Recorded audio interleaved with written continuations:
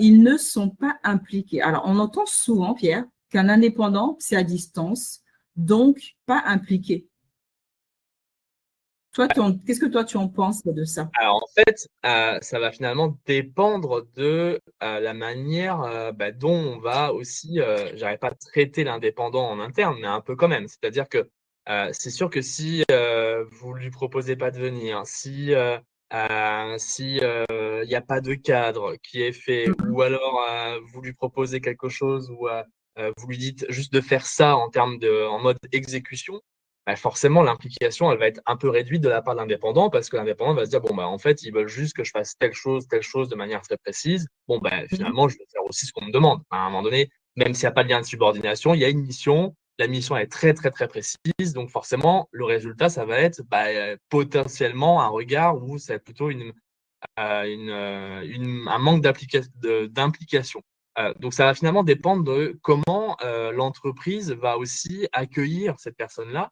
Donc, c'est-à-dire, quand je dis accueillir, c'est-à-dire dire toutes les choses, faire un onboarding, on en parlait juste précédemment avant, mais de faire vraiment un onboarding, c'est-à-dire de refaire une petite réunion de cadrage, de réexpliquer pourquoi la personne est là, et peut-être de redonner, de repartager certaines informations qu'on n'aurait peut-être pas forcément à l'idée immédiatement quand on propose la mission, c'est-à-dire n'hésitez pas à évoquer aussi les éventuelles tensions sociales, les zones grises RH, parce que ça va avoir un impact. On le sait, l'argent, la paye va avoir des impacts sur cette relation sociale. Donc, n'hésitez pas non plus à lui donner aussi le pouls pour que la personne puisse aussi être impliquée dans son projet et puisse être impliquée dans le projet de l'entreprise. Donc, ça, c'est pour moi c'est très important. Et n'hésitez pas non plus à faire des réunions de suivi en présentiel. Enfin voilà, c'est vraiment, on va dire que ça va dépendre aussi de l'indépendant, mais de l'entreprise, comment elle s'adapte aussi sur son comportement. On va dire qu'on peut à la fois trouver des indépendants et des entreprises qui préfèrent travailler à distance, donc où les deux sont accordés sur ça. Ça va être soit l'un, soit l'autre après.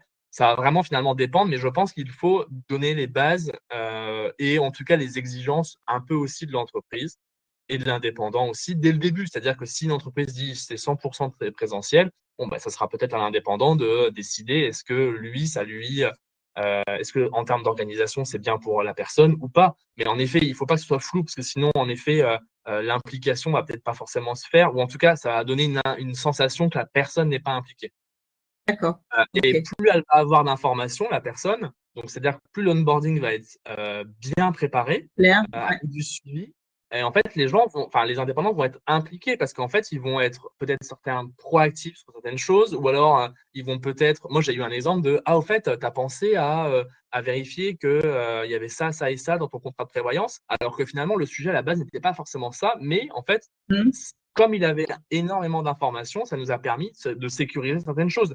Ça nous a juste pris 5 minutes, mais en tout cas, la personne était impliquée parce qu'on s'est dit, ah oui, en effet, en fait, il y a eu un peu cet effet waouh en disant, en fait, elle va quand même au-delà de sa mission stricte. Les indépendants sont comme ça, mais en fait, plus vous allez les nourrir d'informations, de pratiques, voilà, plus forcément le résultat va être aussi à la hauteur de vos attentes, clairement.